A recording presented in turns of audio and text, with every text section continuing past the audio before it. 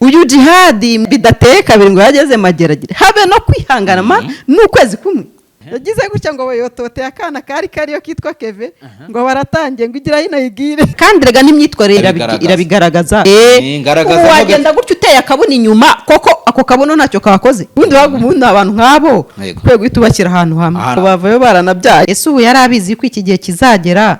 Slim Jesus. Tireka mbaye ikaze bakunzi bacu mbasuze mbifurize kugubwa neza muri mwese impande n'impande zitandukanye z'igihugu na Slim Jesus TV ndetse na Laila Wizi Show meze neza ndashima Imana pe. Turatangira twamamaza cyangwa turatangira duhereza abantu inkuru burya twanahera ku nkuru duhere ku nkuru ako reka tubanze twamamaza banze bazana amafaranga banze muzana amafaranga badi ariko baje ko mutivuza kandi ko buri munsi mpora numva hari abantu ngo bateje ibibazo ngo akajagari mu ntuza iki cyaro mvuye mageragere hari umuntu nsanze ngo iki cyari kugikurikiranwa ngo guteza akajagari mu myanya ibyo byango ni icyaha gikomeye guteza akajagari rero ni cyagihe wakoze gahunda n'umufasha wawe ntumugeze ku byishimo bye bya nyuma ngo ubuteje akajagari kandi ni icyaha gihanirwa n'amategeko nimba uzi rero kutageza umudamu wawe ku byishimo bya nyuma ukoresha agahe gatoya yego ushake ngo umuti ugufasha gukemura ibyo bibazo ako yankomeza uteza akajagari komeza guteza akajagari dufite rero product zifasha abantu bakoresha igihe gito mu gutera akabariro kucyongera ndetse bakanakemura n'ibibazo by'ingaruka zo kwikinisha. Ikindi abandi batagira ubushake abagabo turabafasha, abadamu namwe mutagira ubushake mufite n'ibibazo byo kutagira amavangingo n'ibibazo by'ama infection namwe tubafite product zabafasha ni kuri 07 88 3 5 9 6 cyangwa ukatwandikira kuri WhatsApp ubanje guteranya 250 7 8 8 3 5 9 6 sawa none reka twinjiye mu kiganiro. Yego, nyuma yuko twakoze ikiganiro tubyita ibihuha ni ibintu nyine twakoze ikiganiro kiri mu bivugo uwitwa Karabo ubwo yari yaje muri Kigali ubwo yarafunguwe avuye Madrid arimo aravuga amakuru ngo uwo bita ngo jihadi ngo yafashwe ngo ari gusambana cyangwa se yafashwe ari gutingana n'umuhungu mugenzi we. Ejo bundi undi mugabo wenda tuzagarukaho ubutaha bita Ngundi neza nawe yaje ahita breaking avuga amakuru yeruye avuga ko afite ibihamya sinzi nimba natarashutse abantu aravuga ati ngo jihadi ngo yafashwe ngo ari gusambana n'umuhungu witwa Keve ngo ndetse ngo ubu ngo arafunzwe none se ubundi yarafunzwe jihadi ndamubyarutse ubundi yari yaramubyaye.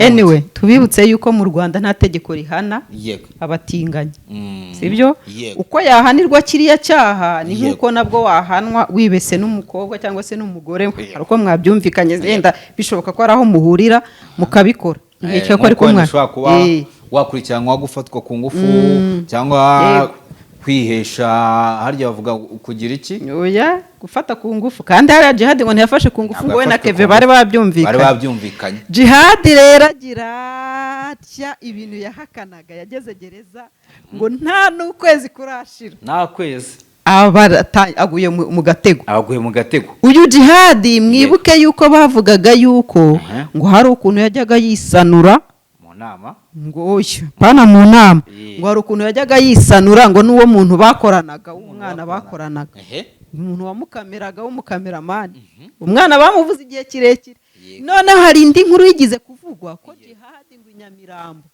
kuri 40 ahantu yaparitse ahantu ku ruhande rwose ngo mu modoka ngo hari ukuntu hasi hejuru ngo rwahanye inkoyoyo n'undi mugabo mugenzi we. Ibi bintu byaravuzwe turabihakana, jihadi nawe arabihakana tukumva ni ibihuha. Ibi rero twongeye kubyumva jihadi ageze buriya reka nkubwire ubaye utaruriya muntu ubaye utaryamana n'abantu muhuje ibitsina ntabwo ari ibintu byahita bikuzamo mu kwezi kumwe bibaho byagenze bite ngo jihadi nta n'ukwezi kurashira yagize gutya ngo yotote akana kariyo kitwa Keve ngo baratangiye ngo igira hino yigire ngo baby wambonye ako kana niko jihad yakabwiye yarakabwiye ati baby wambonye ako kana nako ati nakubonye mbose ako kana nako ati naguba ati rero gera hino yigire abaraje se ko inkuru iri kugusetsa jihad n'ukuntu namupangiye pampexi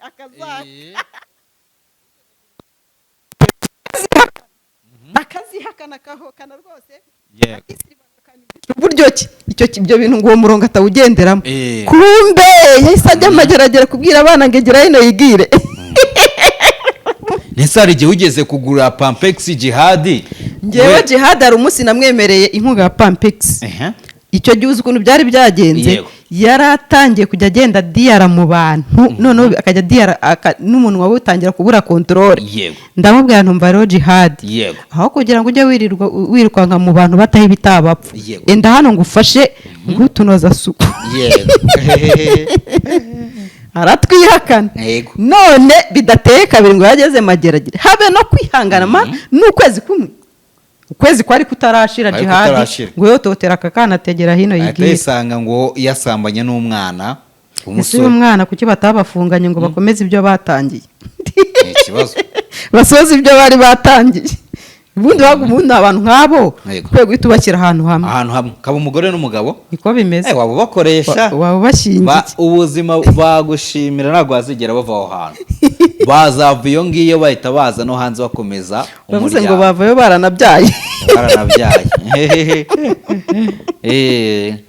nuko rero iyi nkuru wayakirite rero kumva ko jihad ari umutinganyi reka nkubwire buri wese agira samudiye yego jihad muri ya minsi yirirwaga yiteretse afite ifirimbi n'agasonga bugari akomera abandi ingoma ese ubu yari abizi ko iki gihe kizagera ngo bamukomere ingoma bamuvugirize n'ifirimbi nk'izo yavugirije abandi atanahari yavuze ku bandi cyane atanahari ngo abasubize buriya iyi si igenda yigisha abantu ariko ntibumva abantu mukwiye kumva yuko isi ni gatebe gatoki nice ya banana uyu munsi ni wowe ejo ni jyewe cyangwa uyu munsi ni jyewe ejo ni wowe donc ntabwo uba ukwiriye guseka no kwishima ngo unabyine cyane rwose unaserebure mu nkuru z'abandi bantu nkaho rwose ushobora kuza breaking inkuru cyangwa ukavuga inkuru nk'uko n'izindi zivugwa ariko utazishyizemo amarangamutima y'ibyishimo nk'ibyo jihad yakoraga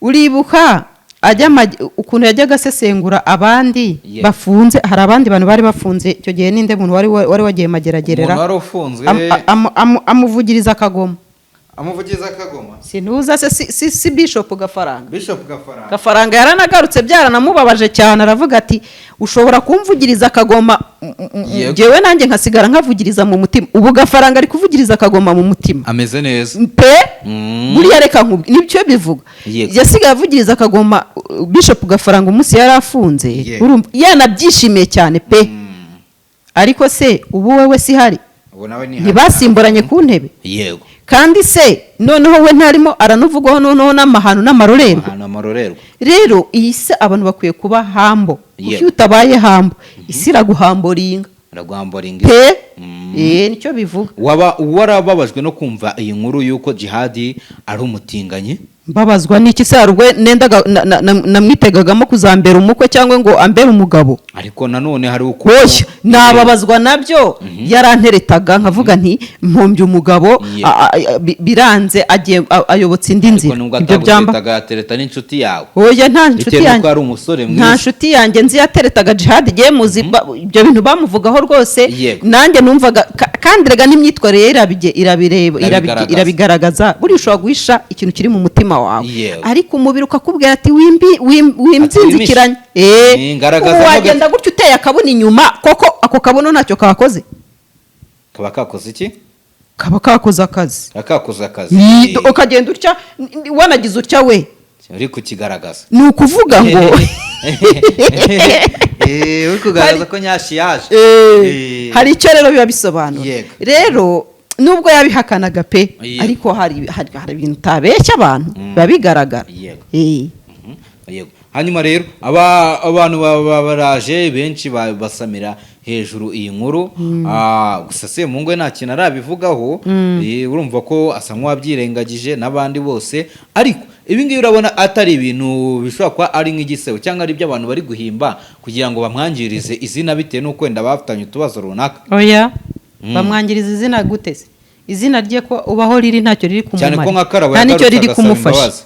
Asaba imbabazi ngo ko yamubeshye, ko yavuze inkuru, avuze ati ndasaba imbabazi ko ari njye muntu waje nkavuga ibintu bya jihadi, ariko ntigize abisaba ko yabeshye. Oya, yasabye imbabazi ko yavuze amakuru atagombaga kuvuga. Ubwo yasabye imbabazi nyine ko ubwo yamenye amabanga, ariko ubwo yavuze ko yabeshye. Rero usibye ko bitari na ngombwa ntiyagombaga kubizana biriya bintu rwose.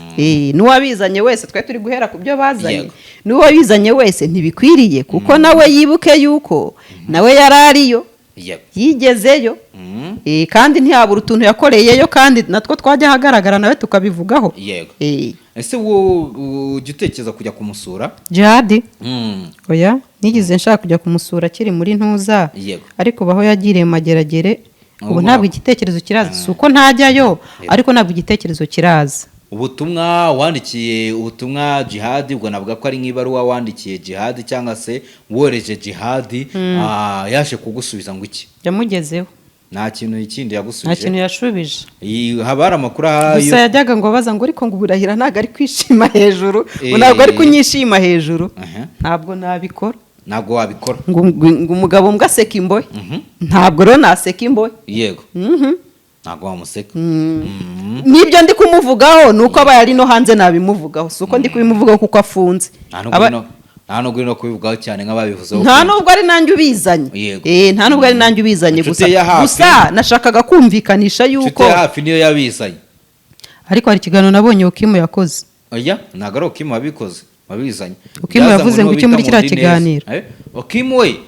Okimu we yavuze ko ngo bari gushaka kumwica kubera Jihadi. Bande bamwe bakamubwira ati bazamugonga, abandi bakamwita umugambanyi. Ariko kuri live Godfather, hari live Godfather yavuze yuko ngo Kim ari umugambanyi, ariko nukubeshya ngo hari amakuru ngo yuko uyu nguyu Okimu ngo yatanze ngo ya Jihadi batagombaga kugira, ariko nubwo yaba yayatanze ibyo simbyita ubugambanyi. Kuko none se ubu rwego rwakubwira ngo hari ibyo dushaka kuduha kandi babonye kubifitiye ubushobozi n'ububasha bwo kubibaha, nubibahe muri kumwe muri iyo case. Nubwo mwaba mutari kumwe, we wajya imbere y'urwego ukarega gatuza ngo ndabyanze, wowe urinde uri igiki unaniza ubutabera, ariko uzi ko musetsa wowe ari wowe wishyize mu mwanya wa Okimu. Rero Okimu reke tumugarukire, nimba yaranabikoze aramaze. Ibyo Jesse mbyita ubugambanyi, mbyita kuba umufatanyabikorwa.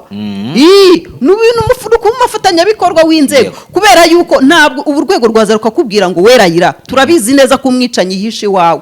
Narangiza nkababwira ngo muvuge muvuya, ndi igiki ndinde? Ugomba gutanga amakuru, ugomba kuba gukoparatinga, sibyo? Ugakorana nabo, kubera yuko iyo ugiye guhakana uba urimo uratambamira ubutabera, kandi ubwo butabera urimo utambamira uri kurengera yakoze ikibi, sibyo?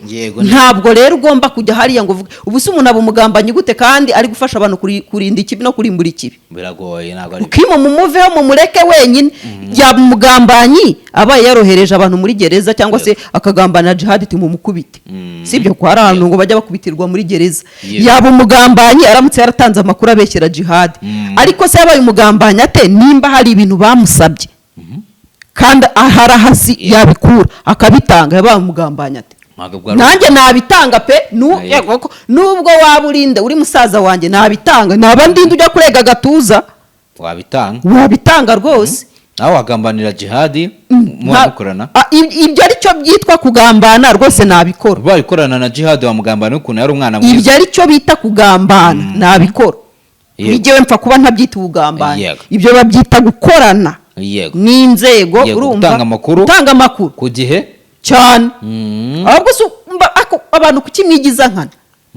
Ubu umuntu uri kuvuga ibi ngibi ngo Okimu ni umugambanyi, iyo aza kuba ari wari kubyitwara amaso. Ese uri kuvuga ibya Jihadi ntabwo ari kubeshya? Simbizi bya Jihadi byo uri kubivuga we ari kumwishima hejuru, kandi buriya ngo umugabo mbwa aseka imbohe. Akigeraho bwa mbere ngo akigera ngo mu kwezi kwa mbere ngo yahise abwira ngo Kevin ngo yahise yurira Kevin ngo baby wambonye Kevin ati nakubonye ubwo rero babigire mu byabo babaguye basi barabafashe baba barabacakiye ariko birababaje baba barabacakiye umwe ari inyuma y'undi Yesu biragatsindwa bashoreranye we nk'ukuntu Jihad atabyemeraga kabikora. ese harya cya gihe intuza yiwe ijya hanze inoza yiwe ya video yavuze ko akora online ngo yarari gukora online na biriya se buriya babikorera online simbizi biriya by'abantu bahuje nabyo se online bijya bikunda birashoboka cyane se ese ko numva se ngo baba bagomba kureba nyashi niyo yerekana yaho byose arabyerekana wasanga ari gutereta uw'umukobwa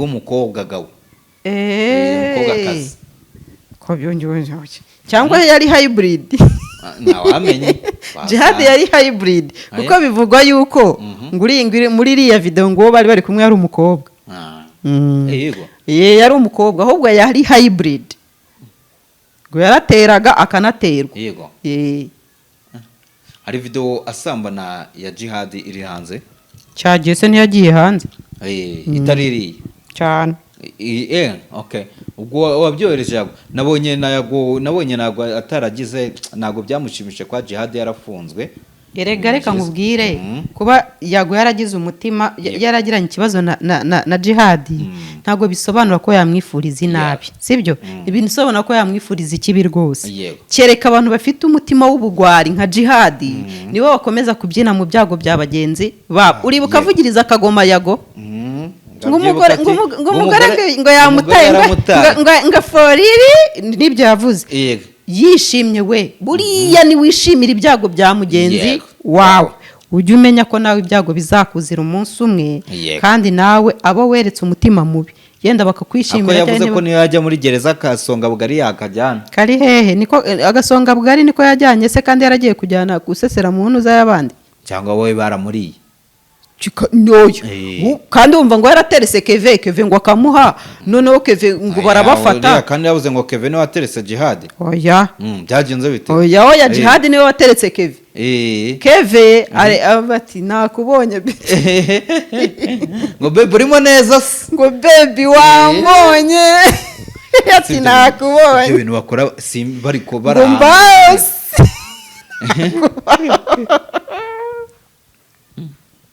umva nuko amakuru ya Jihad nagwagira wayavamo ni menshi ndamutse nanamusuye no kuvuga ngo namushyira pampa nta n'ikindi kintu najyana namushyira pampa izo urumva nyine nimba yarakoze iyo gahunda atazikeneye arazikeneye urumva ariko kandi no muri gereza urumva barahise bamufata ku munsi wa mbere urumva ubu ntago ameze neza ahubwo ndibaza ukuntu yigenza muri gereza iyo bigenze gutyo kandi pampa ubanza ziba zitemewe gukoreshwa aya ziba zemewe ziremewe ubwo se bavuga ko ufite umwana ugiye kubinda uramutse urwaye se uvuze ko ari indwara ubundi se uze ko ukunda kuzambara babyanga ntabwo wabyanga kuzambara nk'iki se nese ugira ngo uvuze uburwayi ufite se ubundi se wabyanga ntabwo babyanga ntabwo mbizi ariko ndi kwibaza azikurahe barazimugemurira kandi yaranze ko nzimuhera ubuntu oya bafite abura bagenzi be